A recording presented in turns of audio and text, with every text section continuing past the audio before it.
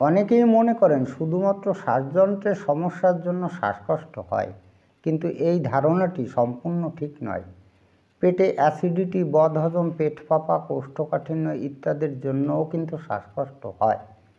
অত্যাধিক পরিমাণে পেটে বায়ুস্ফীতি হলে ডায়াফ্রামের স্বাভাবিক রক্ত চলাচলে সমস্যা হয় এবং তখন ফুসফুস দুটি ঠিকমতো অক্সিজেন সরবরাহ করতে পারে না। এমতো অবস্থায় রোগীর শ্বাস প্রশ্বাসে কষ্ট হয়।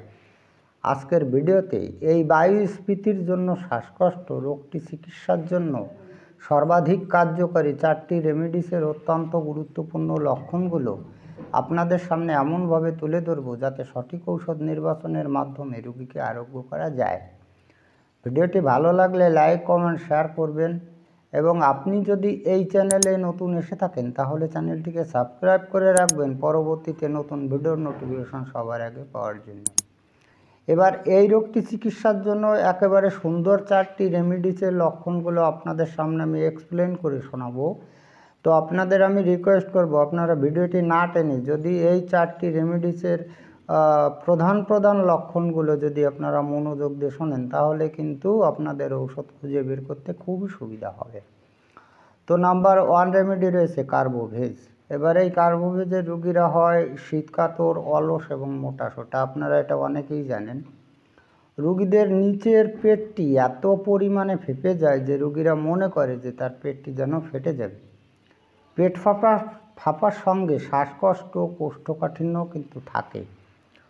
রোগীদের সহজে ঢেকুর উঠতে চায় না, কিন্তু ঢেকুর যদি ওঠে তাহলে পেট ফাঁপার এবং শ্বাসকষ্টের কিন্তু কিছুটা উপশম হয়। কার্বোভেজের রোগীদের এগুলো বৈশিষ্ট্য, এগুলো লক্ষণ এরকমটাই হয়। সাইলেসিয়ার মতো রোগীদের কিন্তু কার্বোভেজের রোগীদের কিন্তু শরীরে জৈবিক তাপ কম থাকে, তার জন্য এদের হাত পা কিন্তু ঠান্ডা বরফের মতন হয়। আমাদের যে সাইলেসিয়া রেমেডিসটি রয়েছে সেই সাইলেসিয়া রেমেডিসের রোগীদের কিন্তু জৈবিক তাপ কম থাকে। জৈবিক তাপ একটা তাপ, সেই তাপ কম থাকলে কি হয়, এই হাত পা সহজে ঠান্ডা হয়ে আসে। কার্বোভেজের রোগীদের কিন্তু এই লক্ষণটি কিন্তু দেখা যায়। এর প্রায় সমস্ত রোগী মস্তক, বক্ষ ও উদরে শূন্যতা বোধ করে। এই কার্বোভেজের প্রায় রোগীরা কিন্তু তারা মস্তকে, মাথায়, বক্ষে, বুকের মধ্যে এবং পেটের মধ্যে শূন্যতা মানে খালি খালি বোধ করে। কার্বোভেজ সম্পর্কে আরও বিস্তারিত তথ্য জানতে চাইলে এই চ্যানেলের 132 নং ভিডিওটি দেখতে পারেন। নাম্বার 2 রেমেডি রয়েছে ন্যাট্রাম সাল্প। এই ন্যাট্রাম সাল্পের রোগীরা হয় গরম কাতর, পিত্তপ্রধান ধাতুর এবং খিটখিটে। এই পিত্তপ্রধান ধাতুর রোগীদের কিন্তু পিত্তের গোলযোগ থাকে এবং এই পিত্তপ্রধান ধাতুর রোগীদের পিত্তের গোলযোগ থাকার জন্য এরা কিন্তু কথাবার্তা ভীষণ মানুষের সঙ্গে কম বলে এবং যে কথাগুলো বলে সেগুলোও কিন্তু পিত্তের মতো তিক্ত থাকে। মানে হাসি আনন্দের কথাবার্তা এরা মনে হয় বলতেই পারে না, না বলে না কি জানি। রোগীদের পেট ফাঁপা ও শ্বাসকষ্ট হয়, কিন্তু পেটও ফাঁপে এবং শ্বাসকষ্ট একই সঙ্গে হয়। তিক্ত, টক, লবণাস্বাদ বিশিষ্ট বমিও হয়। এই পেট ফাঁপা রোগটির সঙ্গে গ্যাস অম্বলের সমস্যা হয়, বমি হয়। সে বমিতে কিন্তু তিক্ত, টক বা লবণ স্বাদ বিশিষ্ট বমিও হয়। ন্যাট্রাম সালফের রোগীদের প্রাতকালে মলত্যাগকালে প্রচুর পরিমাণে বায়ু নিঃসরণ হয় এবং জলীয় আবহাওয়া ও জলীয় খাদ্য যদি গ্রহণ করে তাহলে তাদের সমস্ত উপসর্গগুলো কিন্তু বৃদ্ধি পায়। এই যে বিষয়টা দেখা গেছে যে ন্যাট্রাম সালফের রোগী যদি হয় তারা কিন্তু প্রাতকালে মলত্যাগ করে এবং ওই মলত্যাগ করাকালীন সময়ে এদের কিন্তু প্রচুর পরিমাণে বায়ু নিঃসৃত হয়। ন্যাট্রাম সালফের রোগীদের এটা খুব সুন্দর একটি লক্ষণ। এবং ন্যাট্রাম সালফের সমস্ত রোগ ব্যাধিগুলো জলীয় আবহাওয়া এবং জলীয় খাদ্য, যেমন বাঁধাকপি এই ধরনের খাবার, পুঁই শাক এই ধরনের খাবার জলের পরিমাণ বেশি থাকে বা জলাশয়ের কোনো সবজি খেলে এদের কিন্তু রোগ ব্যাধিগুলো বৃদ্ধি পায়।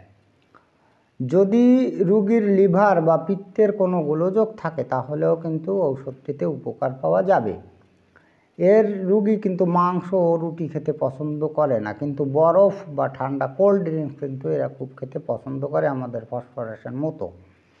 ন্যাট্রাম সালফ সম্পর্কে আরও বিস্তারিত তথ্য জানতে চাইলে এই চ্যানেলের 241 নং ভিডিওটি দেখতে পারেন। এবার কথা হলো যে 241 নং ভিডিওতে আপনি যাবেন কিভাবে বা আগে যেটা বলা হলো কার্বোভেজ 132 নং ভিডিওতে যাবেন কিভাবে। যদি আপনি উক্ত যে কোনো ভিডিও দেখতে চান তাহলে আগে একটা জিনিস বিশেষভাবে দেখুন, এই প্রত্যেকটা রেমেডিসের নাম লিখে তার ডান দিকে দেখুন ভি লেখা হয়েছে, এখানেও লেখা হয়েছে ন্যাট্রাম সাল্ফ 241 ভি। এই 241টা হচ্ছে এই চ্যানেলের ভিডিও নাম্বার। আপনি উক্ত যে কোনো ভিডিও যদি দেখতে চান তাহলে এই চ্যানেলের যেখানে হোমিওইন নাম্বারস লেখা আছে আপনি সেখানে যদি টাচ করেন তাহলে এই পেজটি ওপেন হয়ে যাবে। এবার এই পেজের নিচের দিকে দেখুন যেখানে ভিডিও লেখা রয়েছে, আপনি সেখানে যদি টাচ করেন তাহলে এই চ্যানেলে যতগুলো ভিডিও আছে আপনাকে পরস্পর উপর নিচে দেখিয়ে দেবে। আপনি টেনে নিচের দিকে গিয়ে 241 নং ভিডিওতে ক্লিক বা টাচ করলে ন্যাট্রাম সালফের ভিডিওটি ওপেন হয়ে যাবে। নাম্বার 3 রেমেডি রয়েছে লাইকোপোডিয়াম। লাইকোপোডিয়ামের রোগীরা হয় শীতকাতর, শ্লেষ্মা প্রদান ধাতুর ও কৃপণ। রোগীদের উপরের পেটটি অধিক ফলে সঙ্গে পেট ডাকা, পেট ভুটভাট করা এবং শ্বাসকষ্ট ইত্যাদি উপসর্গগুলো দেখা যায়। এরা যখন শ্বাসকষ্ট পায় তখন নাকের পাখনা দুটি ওঠানামা করে। এই যে লাইকোপোডিয়ামের রোগীদের একটি বিশেষ লক্ষণ, এই লাইকোপোডিয়ামের রোগীরা যখন শ্বাসকষ্ট পায় বা শ্বাসকষ্ট হয় তখন এই আমাদের নাকের যে পাখনা থাকে, ডান দিকের এবং বাঁ দিকে দুটি পাখনা থাকে, এই পাখনা একবার ওঠে একবার নামে। এই লক্ষণটি দেখেই কিন্তু আমরা লাইকোপোডিয়াম নির্বাচন করতে পারি। লাইকোপোডিয়ামের রোগীরা কিন্তু কোমরে কাপড় টাইট করে পড়তে পারে না এবং এদের প্রায় সমস্ত উপসর্গগুলো বিকাল 4টা থেকে রাত 8টা পর্যন্ত বৃদ্ধি পায়। এই যে লাইকোপোডিয়ামের রোগীরা কিন্তু ল্যাকেসিসের রোগীরা এবং কার্বোভেজের রোগীরা কিন্তু কোমরে টাইট করে কাপড় পরতে পারে না। এই লক্ষণটিও কিন্তু এই লাইকোপোডিয়ামে রয়েছে।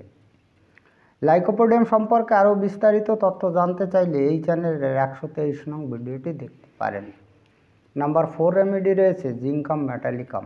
এই জিঙ্কাম মেটালিকামের রোগীরা হয় শীতকাতর এবং নার্ভাস। জীবনী শক্তির দুর্বলতার কারণে দেহের স্বাভাবিক ক্রিয়ার যখন ব্যতিক্রম হয় তখন জিঙ্কাম মেটালিকাম সুন্দর কাজ করে। এমতো অবস্থায় রোগী হালকা খাবার গ্রহণ করার পরেও পেটে গ্যাস অম্বল হয়ে পেটটি ফোলে এবং শ্বাসকষ্ট হয়। এই জিঙ্কাম মেটালিকাম ঔষধটি আমরা কখন ব্যবহার করি? যখন রোগীদের জীবনী শক্তি ভীষণ দুর্বল হয়। আর এই জীবনী শক্তি যখন দুর্বল হয় তখন শরীরের যে স্বাভাবিক ক্রিয়াগুলো সেই ক্রিয়াগুলো কিন্তু ভীষণভাবে বিঘ্নিত হয়। এমনও শোনা যায় যে কিছু রোগীদের ক্ষেত্রে শোনা যায় যে তারা যদি জল পান করে তথাপিও তাদের গ্যাস অম্বলের সমস্যা হয়ে যায়। তার মানে তাদের জীবনী শক্তি ভীষণ দুর্বল হয়। যখন এই জীবনী শক্তি প্রচণ্ডভাবে দুর্বল হয় তখন কিন্তু আমরা এই জিঙ্কাম মেটালিকাম ঔষধটি ব্যবহার করতে পারি।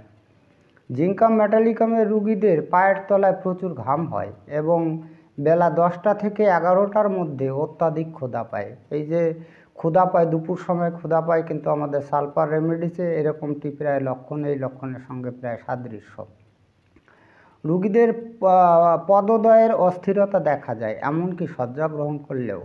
এই জিঙ্কাম মেটালিকামের রোগীদের কিন্তু পা স্থির রাখতে পারে না, এমনকি ওরা যখন ঘুমায় তখনও কিন্তু পা দুটি কিন্তু নাড়ায়। জিঙ্কাম সম্পর্কে আরও বিস্তারিত তথ্য জানতে চাইলে এই চ্যানেলের 244 নং ভিডিওটি দেখতে পারেন। আজকে এই পর্যন্তই। খুব তাড়াতাড়ি ফিরে আসবো নতুন গুরুত্বপূর্ণ বিষয়বস্তুর ভিডিও নিয়ে। দেখা হচ্ছে নেক্সট ভিডিওতে। ততক্ষণ আপনারা ভালো ও সুস্থ থাকুন। জয় হ্যানিম্যান, জয় হোমিওপ্যাথ।